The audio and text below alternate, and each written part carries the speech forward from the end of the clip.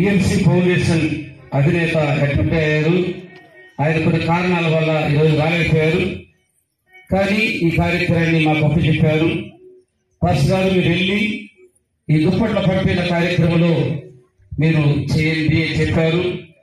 తర్వాత ఈ యొక్క ప్రాంతానికి దీనికి ప్రెసిడెంట్ ఉన్న సుందరరావు గారు ఆత్మకూరు పట్టణము అయ్యగారు వచ్చేసి ఆయన ఈ గ్రామానికి సంఘంలో బైబిల్ కూడా ఇచ్చారు. తర్వాత కరోనా టైంలో నిత్యావసరాలు కూడా ఇచ్చారు. ప్రియమైన దేవుని బిడ్డలారా, ఇప్పుడు ఎటువంటి సార్ గారు ఈ దుప్పట్లు పంపిన కార్యక్రమాన్ని ఏర్పాటు చేయమని చెప్పారు. ఈ కార్యక్రమంలో మనందరూ కూడా వచ్చి కార్యక్రమంలో పాల్పొందుకున్నటువంటి దేవుని కృప. ఈఎంసీ ఫౌండేషన్ కోసం మీరందరూ కూడా ప్రార్థన చేయాలి. మీరందరి ప్రాంతంలో ఈఎంసీ ఫౌండేషన్ కోసం ప్రార్థన చేయాలని నేను మరీ కోరుతున్నాను. ఈఎంసీ ఫౌండేషన్ అధినేత వెంకటయ్య గారు ఒక కొత్త గృహం కూడా ఆత్మకూరు పట్టణంలో కట్టుకుంటున్నాడు. ఆ ఇంటి కోసం కూడా మీరు ప్రార్థన చేయండి. తర్వాత ఆయన రాకపోకలు ఎందు ఆయన ఉద్యోగం కూడా చేస్తున్నాడు. ఆయన కోసం కూడా మీరు ప్రార్థన చేయండి.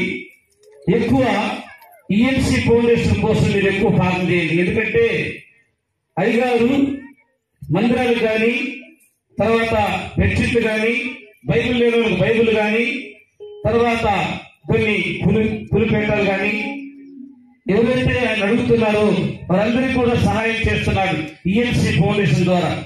కాబట్టి మీరు కూడా ఏదైనా కావాలన్నా అడిగినట్లయితే మీకు కూడా ఏదైనా ఏర్పాటు చేస్తారు అయ్యగారు, ఇబ్బంది లేదు.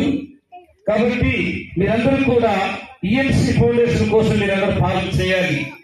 మీ అనుదిన ప్రార్థనలు పెట్టి ప్రార్థన చేసినట్లయితే చాలా మంచిదని నేను తెలియజేస్తున్నాను. ప్రేమైన దేవుని బిడ్డలు, ఈ రోజు కానీ వచ్చుంటే అయ్యగారు చాలా బాగుండేది. అయ్యగారు ఈరోజు గూడూరుకి వెళ్ళారు కొన్ని కారణాల వల్ల. ఆయన నేను రాలేదయ్యా, మీరు వచ్చేసి వెళ్ళి ఈ కార్యక్రమాన్ని ఏర్పాటు చేయాలని చెప్పారు. కాబట్టి ఈఎంసీ ఫౌండేషన్ కోసం మనందరం ప్రారంభం చేస్తాం.